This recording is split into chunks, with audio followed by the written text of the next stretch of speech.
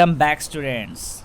Today we will study the chapter 1 of history, the rise of nationalism in Europe. So, in 1848, Frederick Soro, who was a French artist, made 4 posters, and we will study one of them. And the name of that poster is "The Pact Between Nations." And by seeing this poster, or through the artist, he was telling about how it shows the reality of being in a monarch rule was abolished, removed, and proceed to an independent nation. So now we will start, and please try to learn this. Learn this, not it is not a correct, but please try to understand this picture. This might can come in your board exam. So first of all, there was a statue whose name is Statue of Liberty. In this, the left hand side there was a torch, and the right hand side there a man's right charter. This shows that there was a list of the rights which is for men. And you may see that the garbage like structure, that was the broken wisdom monarch, means the monarch rule was removed, and you may see that a long chain of line was there. This line shows that the people are moving ahead and removing the monarch besides them and going to be independent. And and you may see that some countries after the Statue of Liberty are independent, but below there they are going to be independent, they are not independent. Okay, now you may see that there was the god and some other angels were blessing them. Now we will study some topics which has been told here. So how did the national rise in Europe?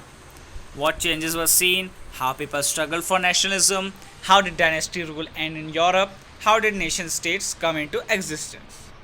Now we will start our first topic, which is the French Revolution and the idea of nation.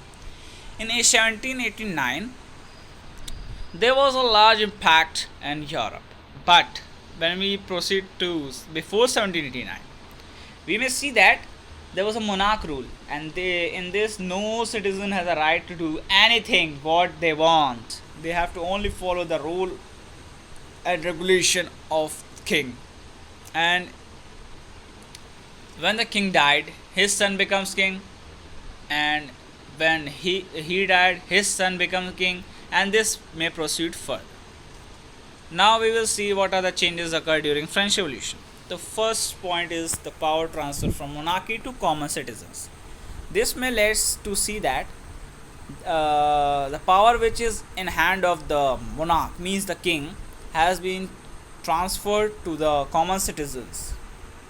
Second point is that the 3-color flag was chosen for France.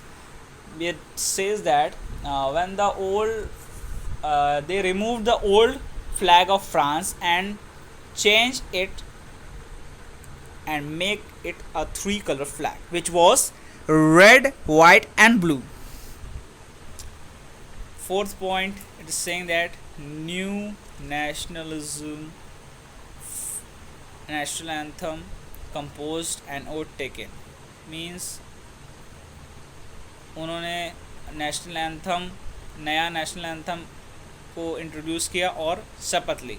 French language was declared as the national language, मतलब French language को राष्ट्र भाषा घोषित कर दिया गया. State generals was elected and rename national assembly. इसमें कहा गया है कि स्टेट जनरल था, उसे इलेक्ट करके और उसका नाम बदल के नेशनल असेंबली कर दिया गया. Internal custom duties and dues were abolished.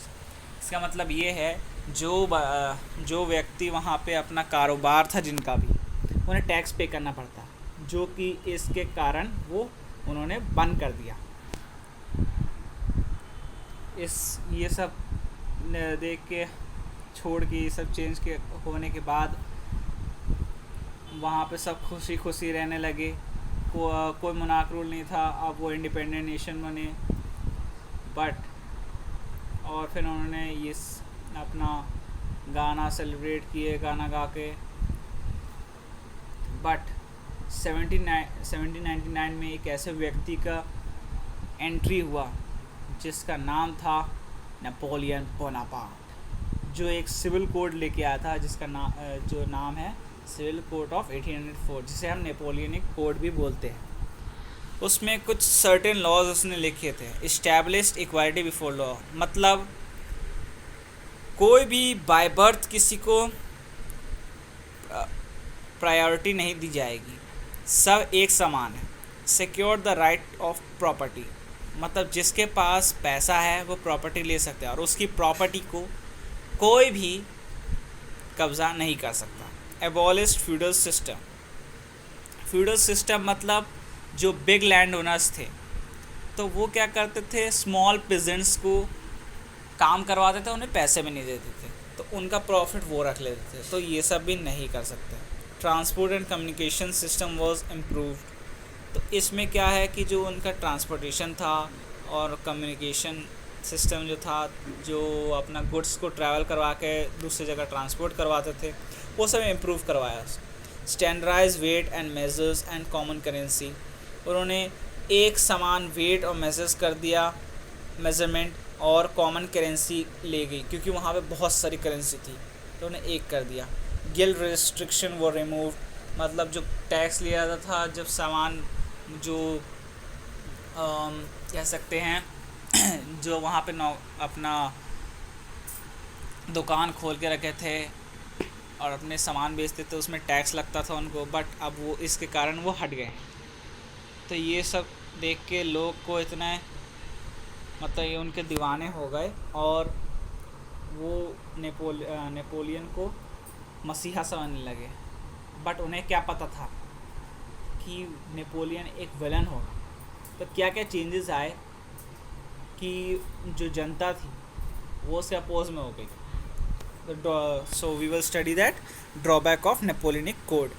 Lack of political freedom, उसने पॉलिटिकल फ्रीडम किसी को नहीं दिया था। इंक्रीज टैक्सेशन, टैक्स बढ़ा दिया था उसने।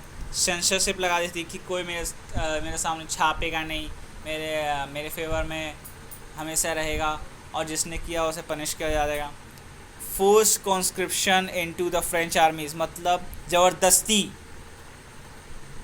फोर्स करके उससे अपने आर्मी में डाला गया। और उससे क्या हुआ कि वो क्यों ऐसा कर रहा था, क्योंकि उसे अदर कंट्रीज़ में भी रूल करना था, अदर देश में भी उसे अपना रूल करना था। ठीक है, अब सेकंड स्टार्ट करते हैं। In mid 18th century, the second topic है the making nationalism in Europe. तो in mid 18th century there was no nation state inside Europe. Mid 18th century यानी 18वीं सेंचुरी के बीच में। इसमें क्या बोल गया है कि वहाँ पे कोई स्टेट नहीं थे यूरोप में। और अगर नेशन स्टेट की बात करें तो नेशन स्टेट ऐसा होता है, जर्मनी, फ्रांस, हंगरी, इंडिया, ऐसा होता है। बट मिड 18th सेंचुरी में नहीं थे। जैसा आप देख सकते हो वो साम्राज्य था। साम्राज्य मतलब जहाँ पे राजाओं का रूल चलता है। अब हम उसके उदाहरण के तौर पे हैब्सबर्ग एम्पायर करते हैं, जिसमें बहुत सारे अलग अलग भांति भांति प्रकार के लोग रहते थे जो जिनके idea, culture, tradition, language different थी। अब ये देख के तुम्हें लग रहा होगा कि उनमें नेशनलिज्म की भावना नहीं आई होगी, बट ऐसा नहीं है, उन पे आई थी। तो क्या हुआ था, तो हम पढ़ते हैं second part, the aristocracy and the new middle class. Aristocrats वो बंदे थे, means wealthy people of society, मतलब बहुत रईस ठाट भाट से रहने वाले लोग थे। Own estates and town houses in the country side, मतलब बड़े बड़े घर और वो भी आलीशान, वो उनके पास से सोशली एंड पॉलिटिकल पावरफुल, उनके पास पावर ज़्यादा थी क्योंकि उनके पास पैसा था। Family is connected by marriage ties. इसका मतलब ये हुआ कि जो भी इस रईस में आता था उसमें क्या करते थे कि वो अपने में ही शादी करके अपना घर बसाते थे। They spoke French. इसका मानना ये है कि जो भी वो इतना रिच है वही इस फ्रेंच भाषा बोल सकता है और कोई नहीं। United by common way of life. तो वो अपनी ज़िंदगी बिंदास जी रहे। पेजेंट्स के बारे में देखें तो पुअर पीपल ऑफ सोसाइटी, सबसे गरीब लोग हैं। Didn't have much land and the sum ever landless, मतलब उनके पास कुछ लैंड भी नहीं है और जिनके पास है वो बहुत कम है। दे वर इन मेजॉरिटी, वो ज़्यादा तादाद में है। दे वर नॉट पावरफुल, उनके पास कोई पावर नहीं क्योंकि उनके पास पैसा नहीं है, वो गरीब है। फिर इससे इंट्रोड्यूस होकर एक मिडिल क्लास आती है जो they were neither very poor nor very rich, मतलब जो ज़्यादा गरीब भी नहीं है ना ज़्यादा अमीर है। दे वर एजुकेटेड, वो एजुकेटेड है, शिक्षित है। एग्जाम्पल लेते हैं बिजनेसमैन, इंडस्ट्रियलिस्ट, प्रोफेशनल्स। अब इसमें हम पता करते हैं कि मिडिल क्लास से क्या आइडिया आता है। नेशन यूनिटी, नेशन स्टेट, यानी same culture, same tradition, same language, ये हमने पढ़ा था पिछले वाले। अब सेकंड आता है लिबरलिज्म, यानी लिबरल नेशनलिज्म। अब इसे पढ़ते हैं what did liberal nationalism stand for, क्या है। लिबरल नेशनलिज्म मतलब एंड ऑफ एरिस्टोक्रेसी रूल, जो एरिस्टोक्रेसी का रूल था उसे ख़त्म कर दिया जाए। गवर्नमेंट विथ पीपल्स एग्रीमेंट, जो जैसा जनता बोलेगी वैसा गवर्नमेंट को फॉलो करना पड़ेगा। फ्रीडम ऑफ इंडिविजुअल, हर एक को आज़ादी है। इक्वालिटी बिफोर लॉ, सब एक समान है, कोई ऊंचा नीचा नहीं है।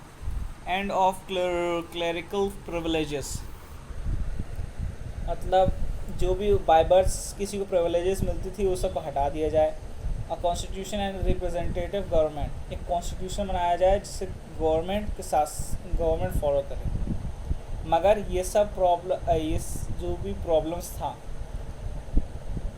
ये सब का सब मेंस के लिए, सिर्फ वोमेंस को अभी भी इंक्लूड नहीं किया गया। अब देखते हैं second part, what did liberal nationalism stand for. तो इसमें क्या हुआ था कि जो लिबरल्स थे, जो टैक्स, तो उन्हें क्या करना था, अलग अलग जगह जो ज़्यादा थे ट्रेडर्स, तो उन्हें टैक्स देना पड़ता था। हैम्सबर्ग से न्यूरेमबर्ग पर 11 टैक्स भी दिया था, 5% का टैक्स। जब इतना टैक्स देना पड़ता था तो उनके पास बचता क्या खाने के लिए। और प्लस 30 करेंसी थी जिसमें अलग अलग करते करते उनको बहुत परेशानी होती थी। तो एक 1834 में कस्टम यूनियन हुआ जिसका नाम था ज़ोल्वेरियन, जो कि started by Prussia and many others German states join later. तो इसमें क्या क्या चेंजेस हुए। The union abolish tariff barriers, reduce the number of currencies from over 30 to 2, 30 currency से 2 करेंसी कर दिया गया। Promoted a network of railways, मतलब नेटवर्क जो भी ट्रांसपोर्टिंग सिस्टम था उन्हें प्रभाव किया, मतलब आगे बढ़ाया। फिर तीसरा आता टॉपिक आता अ न्यू कंजर्वेटिज्म आफ्टर 1815। 1815 में ऐसा क्या हुआ कि नेपोलियन का रूल हट गया। तो स्टार्ट क्या हुआ था 1799 में और एंड हो गया 1815 में। तो how did Napoleon rule and, कैसा हुआ उसका रूल एंड। तो 1815 में क्या हुआ था, उस फाइट हुई थी किसके बीच, ब्रिटेन, रशिया, प्रूशिया, ऑस्ट्रिया, ये 4 देश के बीच में लड़ाई हुई थी जिसका नाम दिया गया बैटल ऑफ वाटरलू। तो ये 4 कंट्री क्या थे, ये थे कंजर्वेटिव, जिन्होंने कंजर्वेटिज्म लाए और कंजर्वेटिज्म ला के उन्होंने बहुत चेंजेस कर दिए नेपोलियन ने जो किए थे। तो उसमें लिखा गया अंडू नेपोलियंस चेंजेस। क्या क्या चेंजेस उन्होंने किए नेपोलियन के कोर्ट से। मोनार्क रिस्टोर कर लिया उन्होंने, क्योंकि उन्हें मोनार्क का सिस्टम पसंद था। Church power restored, social hierarchy restored, autocratic rule reestablished और एडॉप्टेड सेंसरशिप, मतलब कोई भी किसी के अगेंस्ट छापेगा नहीं, बोलेगा नहीं। तो ये है इसका। Thank you for all and we will continue to the next video.